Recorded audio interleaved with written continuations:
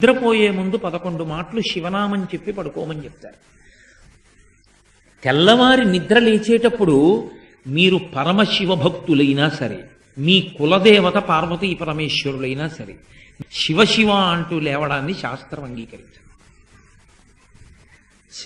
శాస్త్రమే. శివుడు కేశవుడు రెండని నేను అంటలేదు, కానీ దేని స్థితి దాందే అంతే.